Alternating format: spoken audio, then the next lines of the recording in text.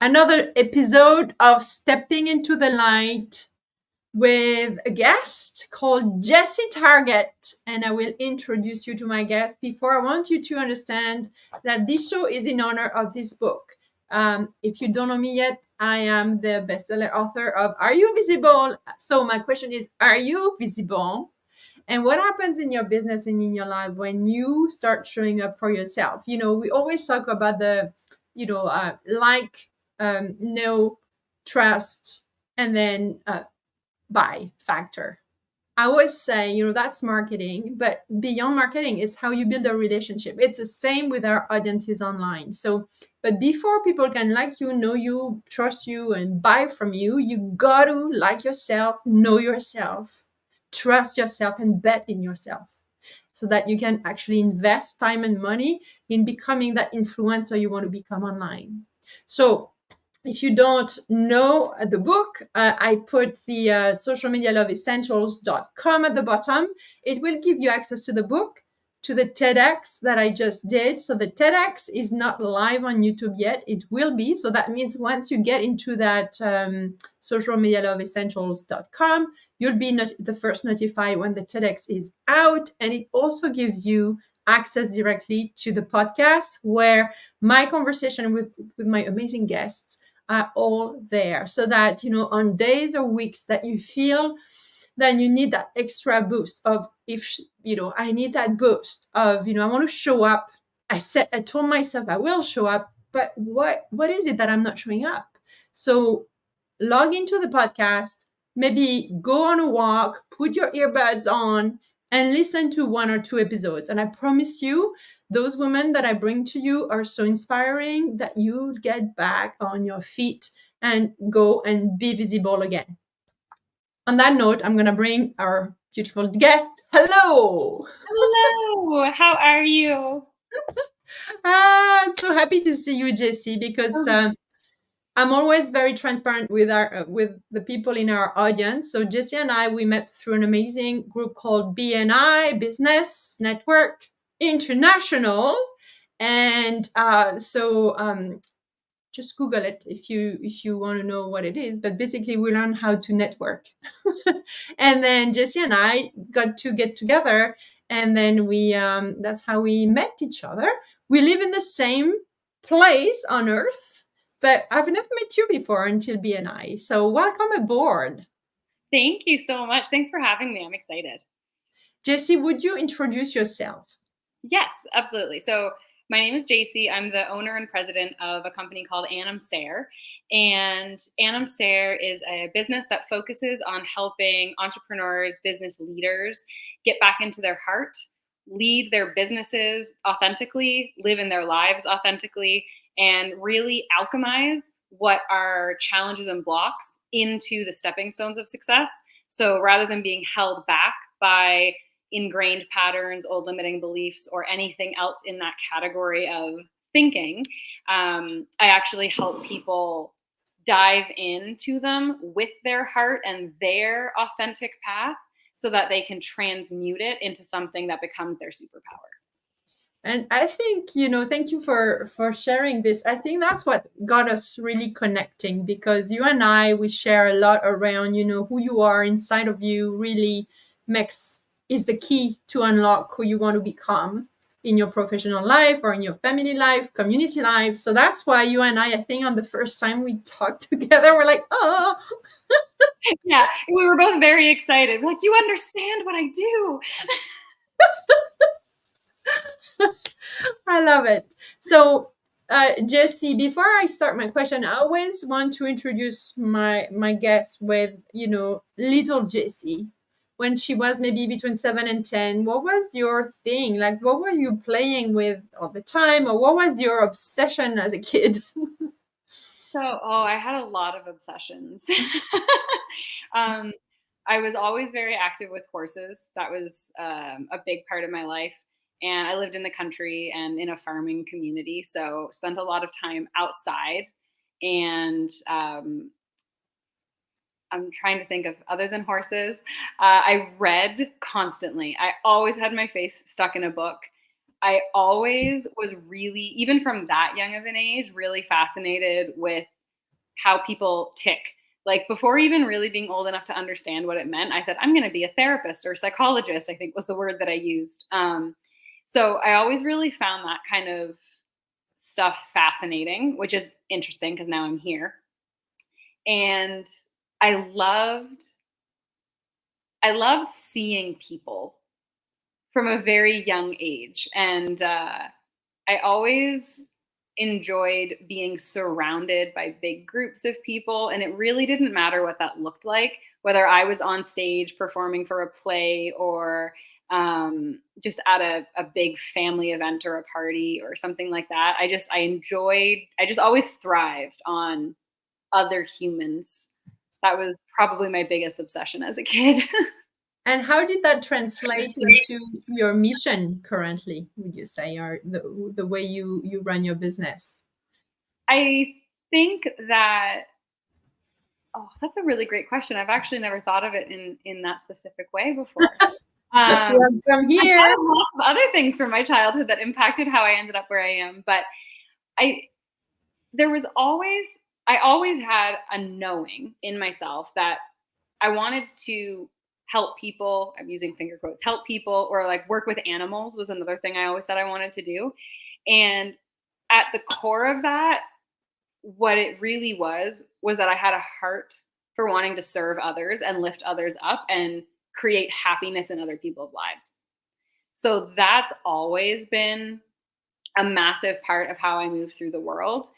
Not that I always did it well because I was also a teenager and, um, but I think that the biggest thing that impacts me from that age, that I still carry with me is that heart for seeing other people be their best, do their best, overcome their own challenges.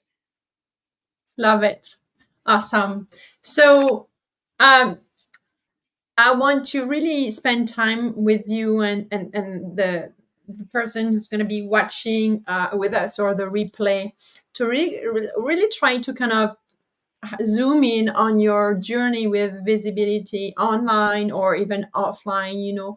What was for you? So when did you started your business? Like when roughly?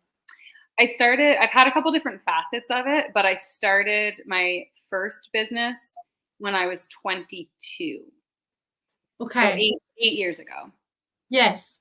So, what was the moment maybe for you where you had that revelation around, you realized that, you had a choice between, going from staying in the shadow or starting to use the online tools that we have? What was the shift for you? What happened? Or can you bring us there, that moment, time of life, or maybe a specific event?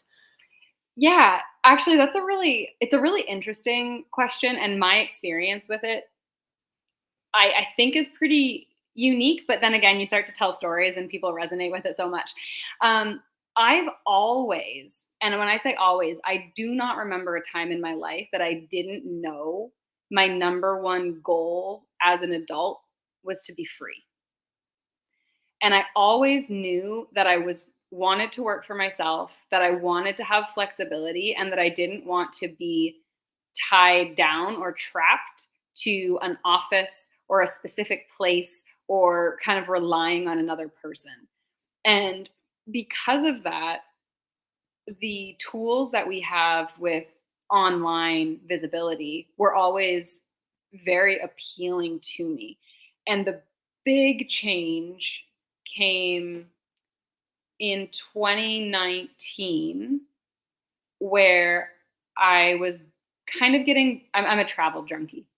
I've always traveled extensively, and being able to work from anywhere was a major aspiration of mine. So after running my business for a few years, doing in-person office-based work, I was really starting to shift to doing online programs, online coaching. And lo and behold, about 4 months after I decided to make that shift, the entire world made that shift. So kind of worked out in my favor in that sense. But deciding that an online presence was going to be a massive part of getting the lifestyle that I wanted, that really clicked in for me when I was about 26. Love it. And I was done being tied down. Where was your first experience of being on traveling somewhere and working from your traveling place? Ooh, I it would have been in 2018. I traveled around Europe by myself for 6 weeks. And the job that I had at the time was remote, and I was doing Reiki and distance healing. So I was able to maintain sessions with clients from back home while I was traveling, which was Cool. really cool. And then the Yeah. job that I had, where I worked for someone else and it was remote. And the fact that I didn't have to worry about taking time off and I could just travel and still get paid, is what kind of allowed that trip to even happen. Love it. Yeah. So, okay, so that was your shift, like around, making sure that you keep that freedom and you can work on the road and build like your business model through this modality. So, tell me more about, because that's something that I hear a lot from the women entrepreneurs that I work with or that are in social media love community, that the power of being imperfect, right? Mhm. Because a lot of things that I hear is that nobody moves until it's perfect. Nobody does a thing online until it's perfect. Until you start to play with imperfection. So for you, I would love to hear, and maybe you are still at that phase where like, no, if I'm not perfect, I'm not showing up. But I don't think that's where you are. Otherwise, we would not be talking, you know.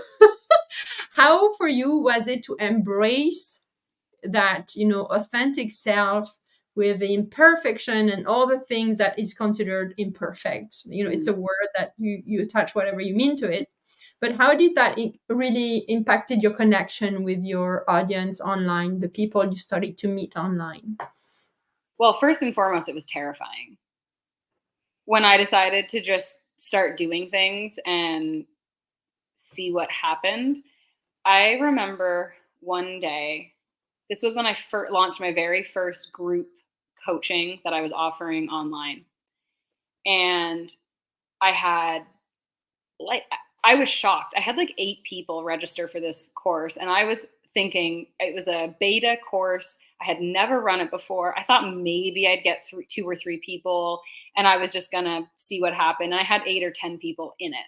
So when I decided to run that, I had the outline sketched out because I woke up at 3 a.m. with this entire course in my mind. Like so I got up and I wrote for like 6 hours. So I had it all sketched out on a piece of paper, but I didn't have the PowerPoints. I didn't have the slides. I didn't have the CRM system. I didn't have anything in place, but I just decided I was going to do it because if I didn't do it, I'd never do it. And I can still, when I think about that, feel the pit in my stomach and my throat closing in on itself the first day I opened that call and had 8 people just waiting for me to talk. So it was really scary. And what I decided to do, and this was a big shift for me in that moment, I decided that instead of trying to fake it till you make it, I was just really honest with everyone and said, I'm really nervous and we're going to see how this goes. Love it. And as soon as I voiced that, and I think that's such a key point, once I voiced my own anxiety, it really melted away. And that was a really defining moment for me where I realized it's okay to just show up as I am and to trust that I'm going to be able to offer what people need to hear. And that was 5 years ago. And the journey since then of constantly becoming more comfortable, constantly putting myself in new, uncomfortable ways to be visible. There are many other occasions in the past 5 years where I was stepping into something new, and the first time I did it, I had that exact same physical feeling. Even the first podcast that I interviewed on in the last, like I recently started doing lots of podcasts, and the first one that I interviewed for, I felt sick to my stomach. My palms were sweating, and this was only 4 months ago. And I don't believe that fear anymore. That's the biggest difference. In 2018, when I ran that first course, there was a very large part of me that thought the fear was right, and that really thought, well, I'm not going to show up well enough. Now, even if my body reacts, even if I experience that sense of shakiness or uncertainty, I know in my heart that I'm good enough to show up. And that's been a really incredibly empowering transition to go through. Yeah, I love this, because this is the key to everything. Fear is your best friend. If you don't feel fear, that means you're not going for the thing you really want. Exactly. And that's another thing I tell myself, like, the only things that have ever created quantum leaps in my life are things that terrified me. I love it. So Yes. I'm gonna keep doing it. I know. Yeah. And that's, that's, for me, it's music to my heart. This is the core of, I don't know if you saw, but my program called Magic with Social Media Love is to help women entrepreneurs to become more visible. And the number one thing that we go at is, how do you master your fears? And so it's a total shift, right? It's going from so many people, and that's what makes me sad and mad, think that as soon as you feel fear, it means stop. Don't even dare to go beyond this. And the shift is like, yes, oh my God, I am so scared. This is because this is the next step. Yeah. And I agree with you, Jacie, everything I've done as well in the last 5 years were fear-based. In a positive way. Yes. Instead of running away from it, you're running into it. Yes. Yeah. So this is, I think, the most important message, and there are ways you can learn how to use your fears. But I think hearing it from you, with the type of work you do, and I just want all of you to listen to this, because this is the key. Your fear is the green light. So whatever you are feeling right now, and maybe you're like, oh no, don't tell me this is true. Well, too bad. Now you know. Yeah. And don't be ashamed of the fear either. I almost think that's as big of a problem as anything else, right? People don't want to admit that they're terrified.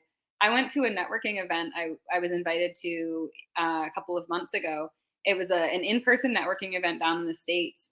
And I was very confident I was going to walk into that room the more or less like the least successful person in the room in terms of finance and whatever, right?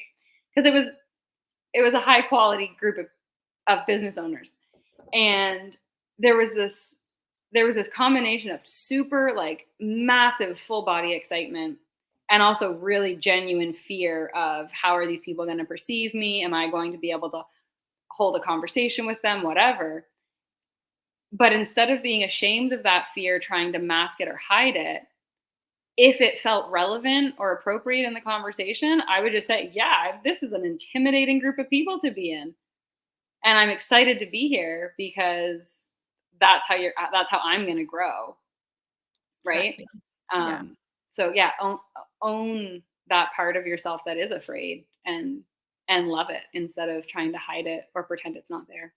Yeah. And then the beauty of this is, the more you hang out with people who are ahead of you, the more you realize that they're human too, and they want to go ahead of their head and they experience those fear dances that we all need to go through. Like, everything we want is outside of that comfort zone, right? So at every level of success, whether it's monetary or whatever success is for you.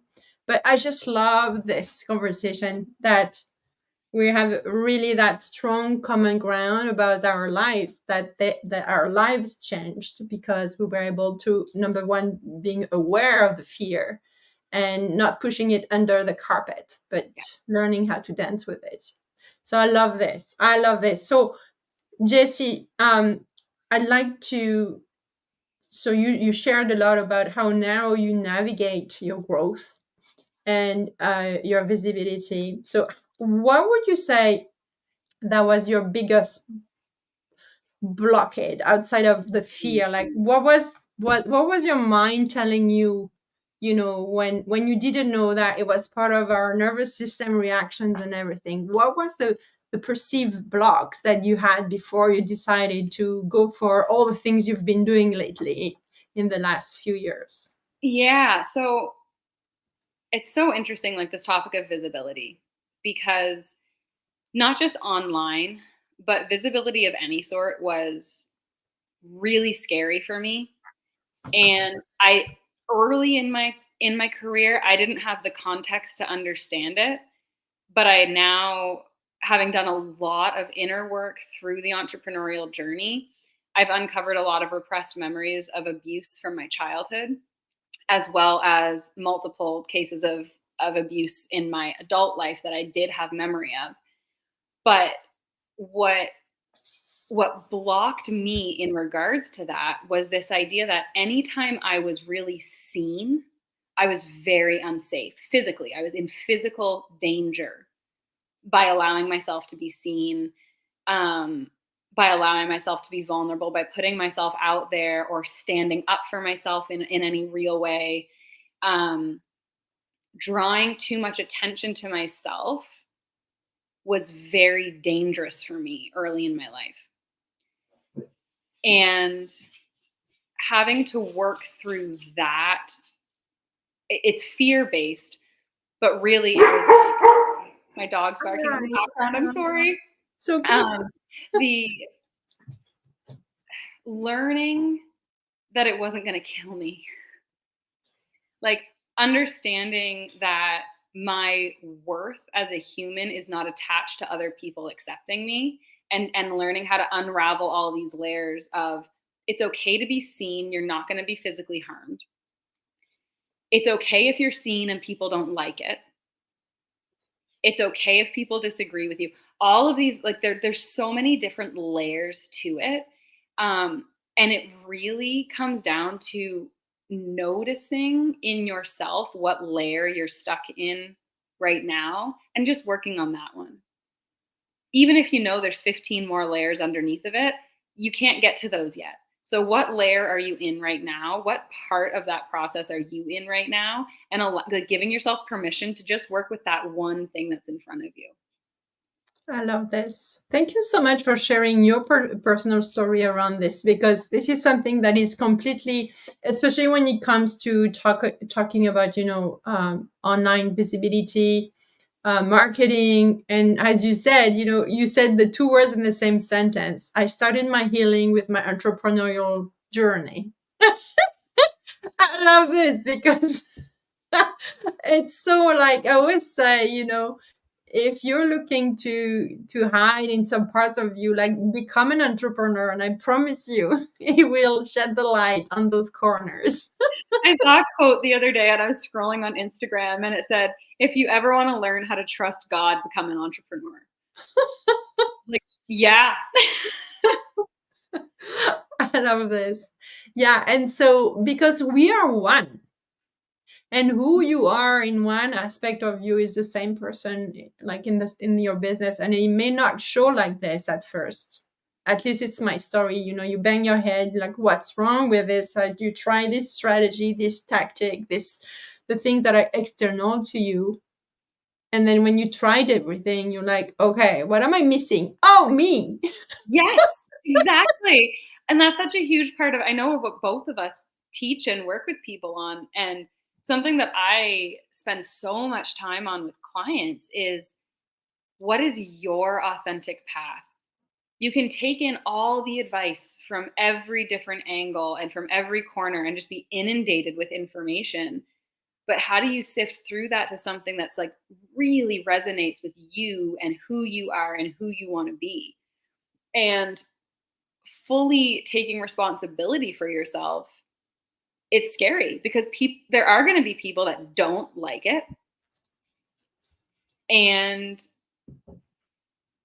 when you're that authentic, if they don't like it, they don't like you.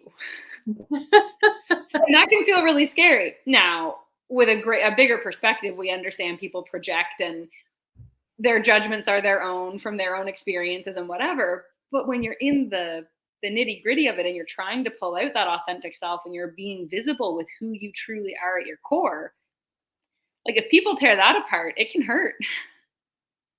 Yeah. Until you understand until you understand how it works. Yes, I love it.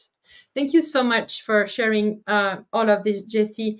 Jacie, I have one more question for you. Before we go to the question, tell us where we can reach out to you. Yes, so my website is live now. It's been a work in progress. It's anamsayer.com. A-N-A-M. I will put it in the description, yes. And then my email address is hello@anamsayer.com. That's one of the best ways to get a hold of me. Okay. Yeah.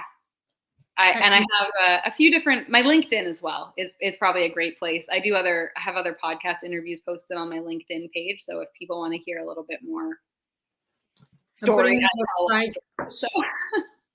Yeah, and it's under your name, Jacie Targett. So I put your website, and then in the podcast, because this is going to be a podcast as well, we'll put all the other things.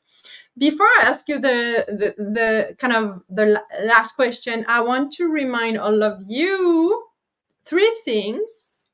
If you're local like Jacie and I, there will be the first book signing event starting Thursday in Oromocto. The Oromocto Galleria at 5:30 p.m. So those are for my locals here watching. Come and join us. Jacie, if you're free, come and join us. Kim, who is the owner of the Oromocto Galleria, is organizing it, like amazing things. So come and party with us, and I'll sign the book, and we'll have conversation and probably networking opportunities. The other thing I want to remind all of you is that Imagine has started. So Imagine is kind of a long-term series that I do once a year. And this year, Imagine is like unlocking the invisible, and that's kind of tied to what we just talked. Maybe you've been growing your audience, maybe you've been building an audience, because if you want to sell on social media, you got to have an audience first, right? So how do you build your audience or grow your audience, or even you have a big audience, but you don't know how to activate it? Like a lot of people come to me and they're like, I have like thousands of people, but nobody DM me, nobody buys from me. Like, how do you go from an audience to buyers? So whatever is your situation, Imagine will probably put some light on, what are the other things that you may not even know yet about yourself that could be the key to the kingdom. So that's going to be every Monday and every Friday. It's free. It's in my private community in our Facebook group. It's on Mondays at 12 Atlantic time, so 11 Eastern, and it's on Friday at 9 Eastern, 10 Atlantic time. And then the last thing I want to share with you is that we just opened the doors for Magic with Social Media Love, which is the 3-month program where we unlock your visibility from inside out. So it's open, and I will put all those links around the video wherever you're watching. If you're on the podcast, it should be around the podcast as well.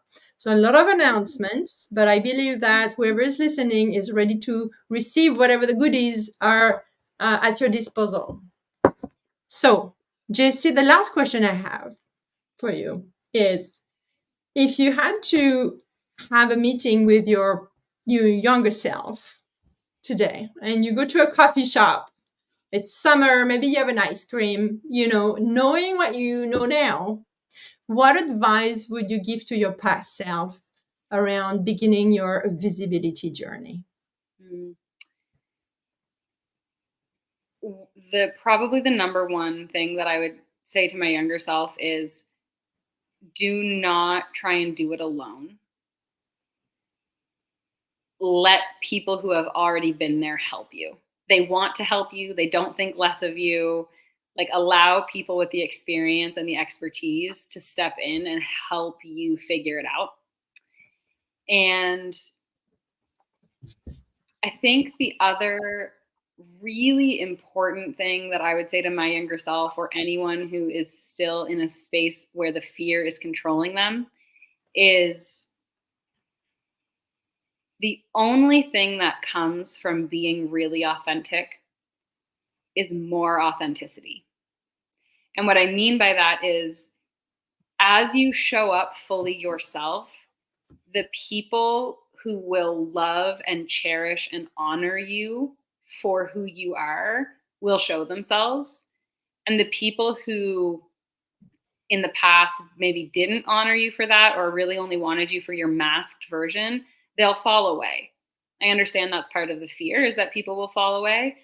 But when you really, really commit to being your authentic self and to showing up that way, whether it's online or in person, whether it's in business or in your family, at the end of that sanctification process of the falling away and rebuilding, the security, the joy, and the peace that you will end up with, knowing that the people who are there for the right reasons, is beyond anything you could ever imagine.